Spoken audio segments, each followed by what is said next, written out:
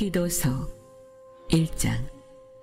하나님의 종이요 예수 그리스도의 사도인 나 바울이 사도된 것은 하나님이 택하신 자들의 믿음과 경건함에 속한 진리의 지식과 영생의 소망을 위함이라.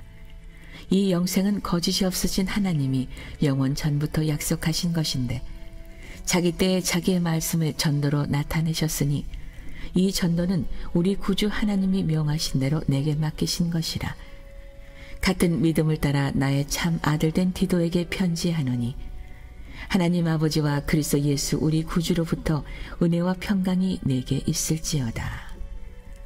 내가 너를 그레데에 남겨둔 이유는 남은 일을 정리하고 내가 명한 대로 각성의 장로들을 세우게 하려 함이니 책망할 것이 없고 한 아내의 남편이며 방탕하다는 비난을 받거나 불순종하는 일이 없는 믿는 자녀를 둔 자라야 할지라. 감독은 하나님의 청지기로서 책망할 것이 없고 제 고집대로 하지 아니하며 급히 분내지 아니하며 술을 즐기지 아니하며 구타하지 아니하며 더러운 이득을 탐하지 아니하며 오직 나그네를 대접하며 선행을 좋아하며 신중하며 의로우며 거룩하며 절제하며 믿분 말씀의 가르침을 그대로 지켜야 하나니 이는 능히 바른 교훈으로 권면하고 거슬러 말하는 자들을 책망하게 하려 함이라. 불순종하고 헛된 말을 하며 속이는 자가 많은 중 할례파 가운데 특히 그러하니 그들의 입을 막을 것이라. 이런 자들이 더러운 이득을 취하려고 마땅하지 아니한 것을 가르쳐 가정들을 온통 무너뜨리는도다. 그레데인 중에 어떤 선지자가 말하되 그레데인들은 항상 거짓말쟁이며 악한 짐승이며 배만 위하는 게으름뱅이라 하니 이 증언이 참되도다. 그러므로 내가 그들을 엄히 꾸짖으라. 이는 그들로 하여금 믿음을 온전하게 하고 유대인의 허탄한 이야기와 진리를 배반하는 사람들의 명령을 따르지 않게 하려 함이라. 깨끗한 자들에게는 모든 것이 깨끗하나 더럽고 믿지 아니하는 자들에게는 아무것도 깨끗한 것이 없고 오직 그들의 마음과 양심이 더러운지라. 그들이 하나님을 시인하나 행위로는 부인하니 가증한 자요 복종하지 아니하는 자요 모든 선한 일을 버리는 자니라. 오늘도 이 추위에도 불구하고 이른 새벽 하루의 첫 시간 주님께 나온 여러분 모두를 주님의 이름으로 축복하고 환영합니다. 언제나 기도가 승리합니다. 할렐루야.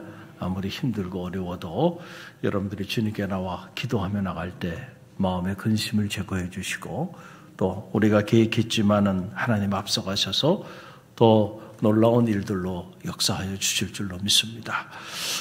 오늘 이 디도서의 말씀을 우리가 함께 오늘부터 묵상하는데 이 디도서 역시 일종의 목회 서신이죠. 목회 서신이라고 하는 것은 이제 교회를 돌보는 그런 사역을 위해서 교회 영적인 리더들을 세우게 되고 그 리더들로 하여금 그 일을 잘 감당할 수 있도록 그렇게 일종의 권면을 하는 스피리추얼 매뉴얼이죠.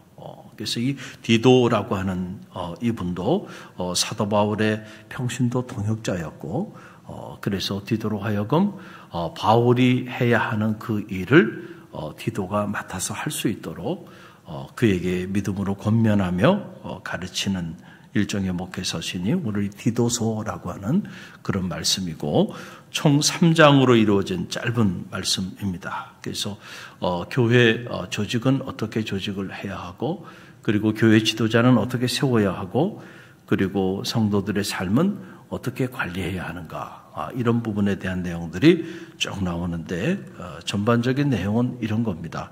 우리가 신앙생활을 해도 신앙생활을 건강한 신앙생활을 하는 것이 참 중요해요. 이건 무슨 말이냐면 건강하지 않은 신앙생활을 하는 이들이 의외로 많이 있다는 거죠.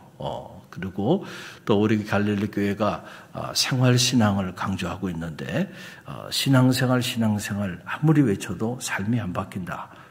그래서 삶이 바뀌어야 된다. 그런 의미에서 생활신앙이다. 왜냐하면은 기독교 경전을 우리가 깊이 들여다보면 결국 우리의 삶이 바뀔 때 축복의 문이 열리더라고요.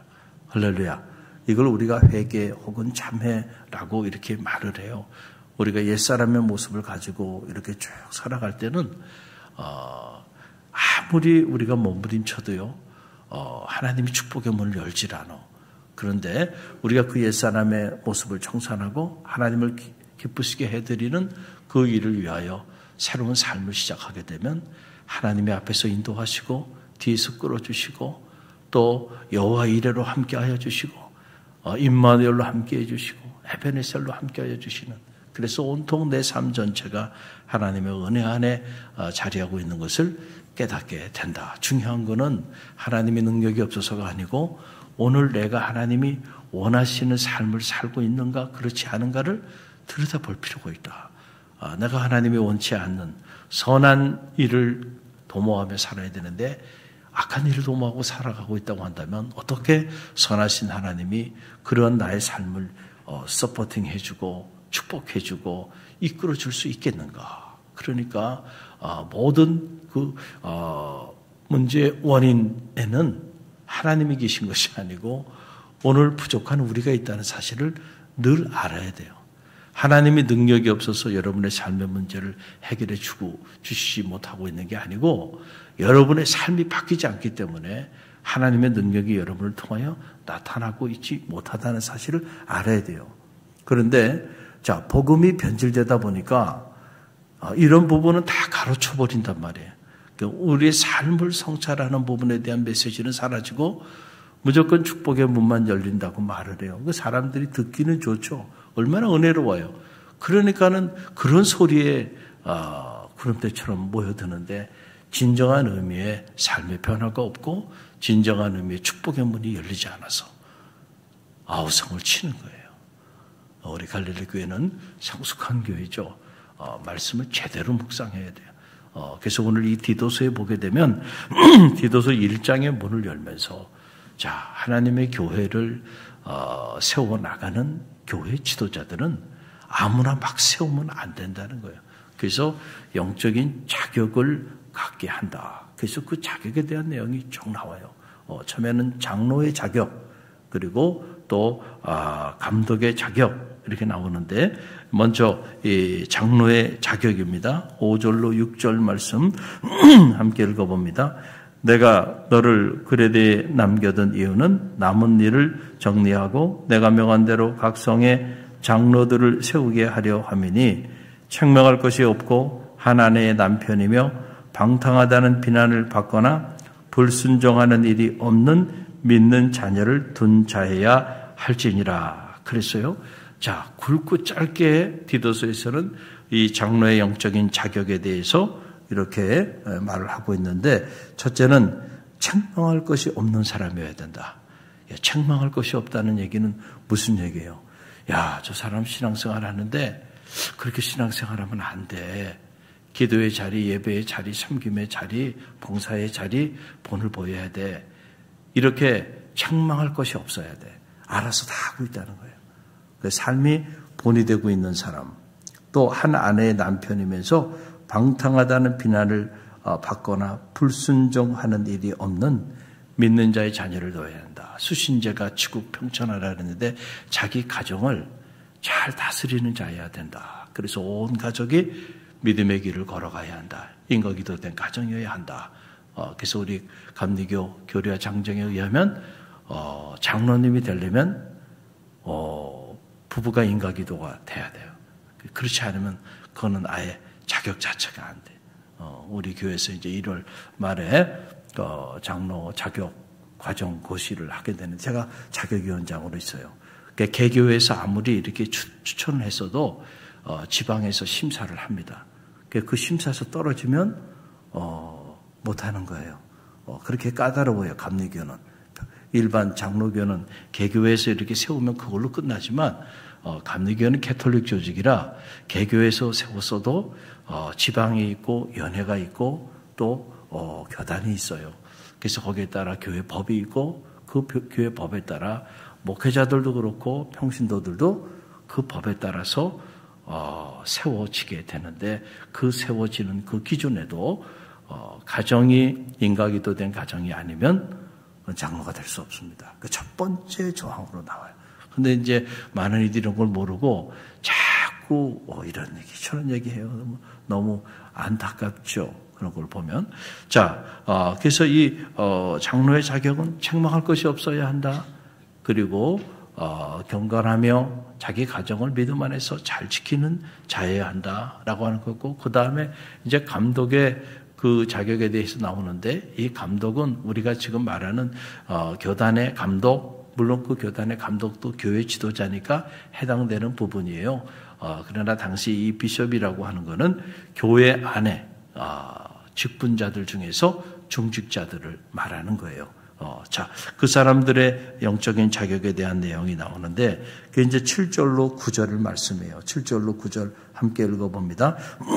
감독은 하나님의 총직이로서 책망할 것이 없고, 제 고집대로 하지 아니하며, 급히 분내지 아니하며, 술을 즐기지 아니하며, 구타하지 아니하며, 더러운 이득을 탐하지 아니하며, 오직 나그네를 대접하며, 선행을 좋아하며, 신중하며, 의로우며 거룩하며 절제하며 믿음 말씀의 가르침을 그대로 지켜야 하리니 이는 등이 바른 교훈으로 권면하고 거슬려 말하는 자들을 책망하게 하려 함이라. 아멘. 자, 이 교회 중직자들은 어떤 역할을 해야 되냐면은 자, 누군가 신앙생활을 잘못하고 있으면은 그 잘못하는 사람들에 대하여 책망할 수 있는 자여야 돼.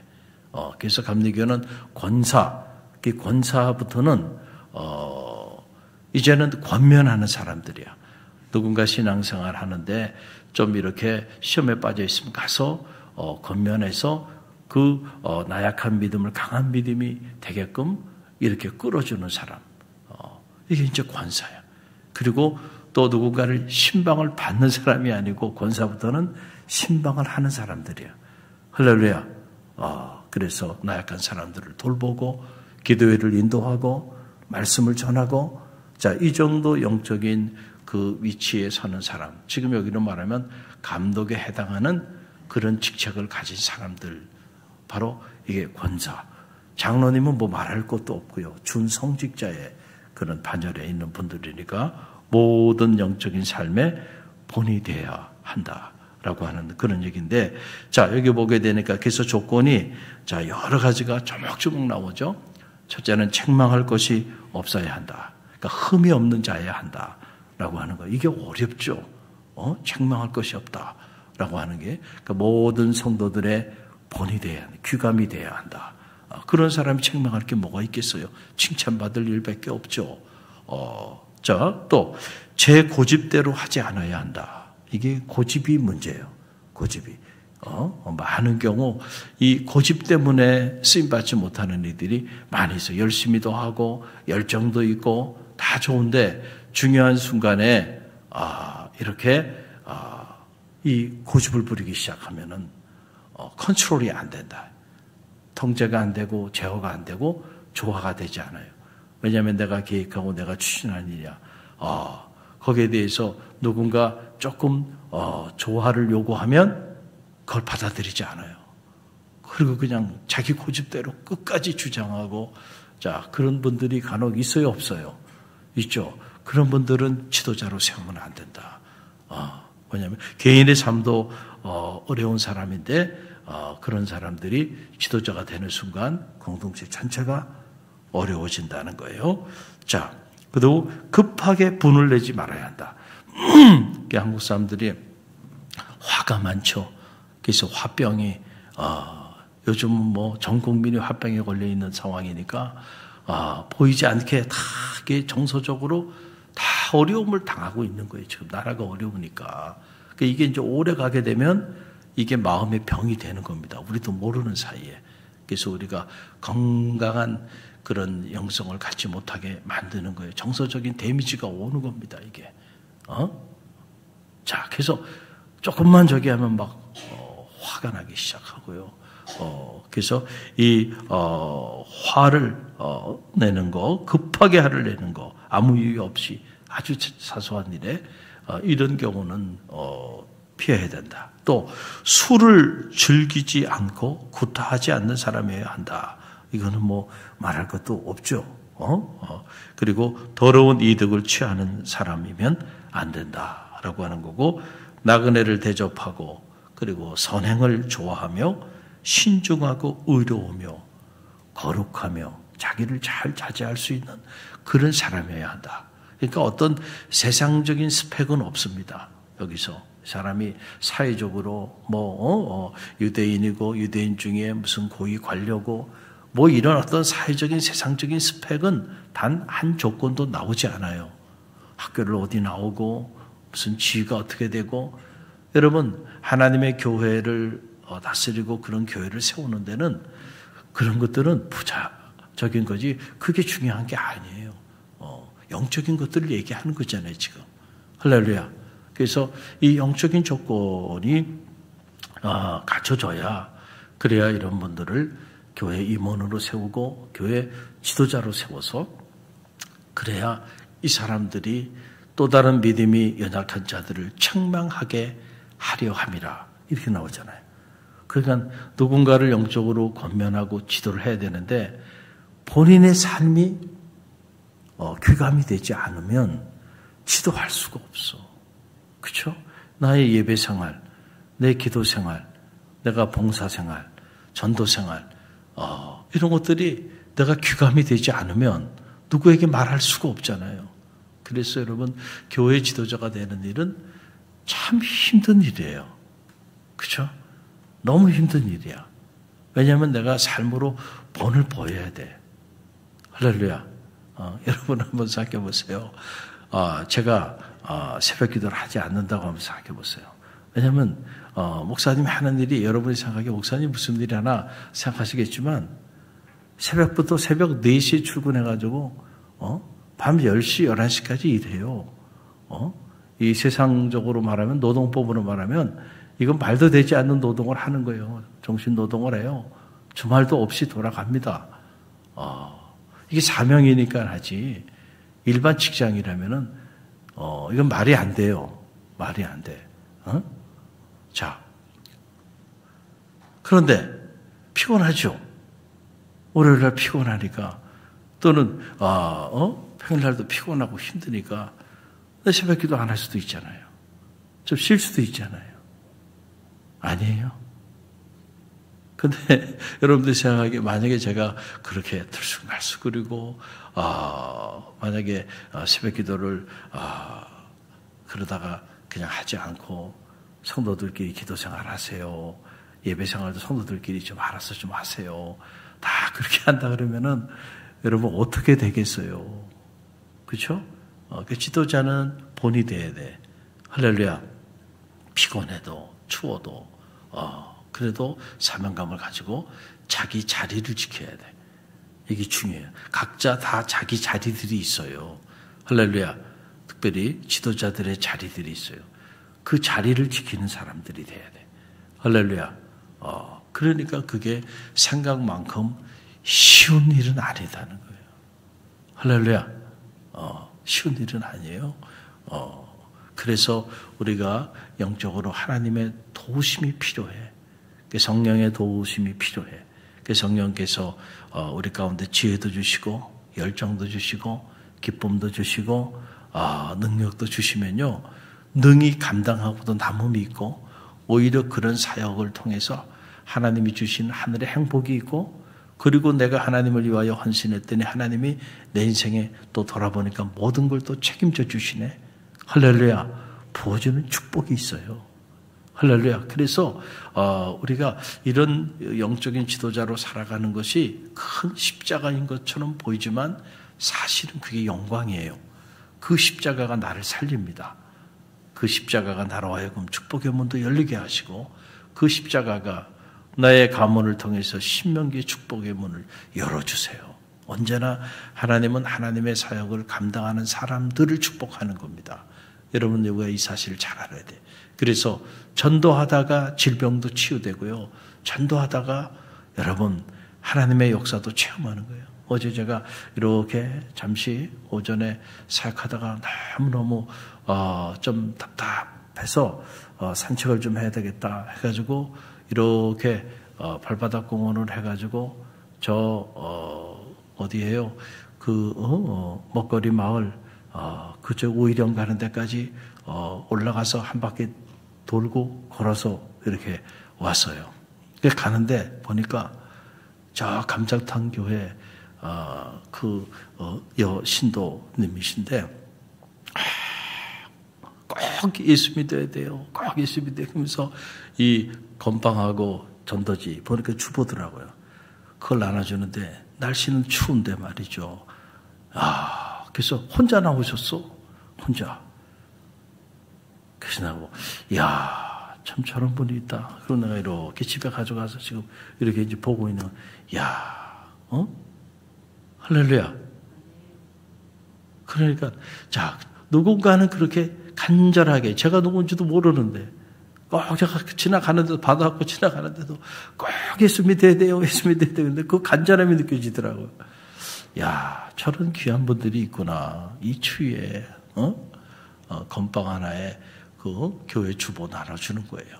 그래서 제가 마음에 감동이 되는데, 여러분, 그런 분들을 하나님이 외면하겠는가? 아니에요. 아닙니다. 축복하신다니까. 여러분들 우리가 하나님의 교회를 위하여 섬기고 봉사하고 하는 거 여러분들이 손해보는 것 같지만은 가만히 보면 공짜가 없어요. 그 말은 무슨 말이냐면 하나님은 공짜가 없다는 얘기는 하나님은 여러분이 섬기고 사역한 거 억울해할 필요 없어요. 그 이상으로 하나님 축복해 주셨고 이미 돌아보면 이미 지금도 축복해 주고 계시고 앞으로도 여러분의 인생을 축복해 주시는 거예요. 생명의 의의 면류관이 내게 있으리라. 원래 내가 선한 싸움을 싸워 달려갈 길을 다 달려 믿음을 지켰으니 이제 앞으로는 의의 면류관이 내게 있으리라. 이 땅에서 하나님 부어주는 축복은 아무것도 아니에요. 하늘의 생명의 면류관이 내게 있으리라. 많은 사람을 옳은 대로 인도하는 자들의 하늘의 별과 같이 빛나리라. 자, 우리가 이제 그런 삶을 살기 위해서는 영적인 사람들이 돼야 돼. 육에 속한 사람이 아니고 영에 속한 사람이 돼야 된다. 생각도 육신적인 생각을 갖고 살아가는 사람이 아니고 영적인 생각을 가지고 살아가야 한다. 그러기 위해서는요, 하나님의 영이 우리 가운데 충만해야 돼. 성령이 충만하기 위해서는요, 성령 받는 영적인 비밀은 세 가지예요. 첫째는 사모하는 자에게 부어주신다는 거예요. 또 하나는 기도하는 자에게 하나님은 당신의 영을 부어주신다는 거예요. 또 하나는 자기의 죄를 참회하는 자들에게 성령을 선물로 주신다는 거예요. 우리 삶이 바뀌면은요, 성령의 바람이 불어오는 거야. 그 바람이 불면 여러분 마른 뼈도 일어나는 거예요. 할렐루야. 그러니까 우리에게 필요한 거는요, 하나님의 영이 우리 가운데 충만하게 내주하시는 일이에요. 그럴 때 책망이 없는 자로 서게 되고, 그럴 때 선을 도모하는 자의 삶을 살게 되고, 그럴 때 믿음의 귀감이 되는, 그래서 하나님의 교회를 세우고 복음을 전하는 그런 진정한 의미의 여러분 장로가 되고 감독이 되고 리더가 되는 겁니다.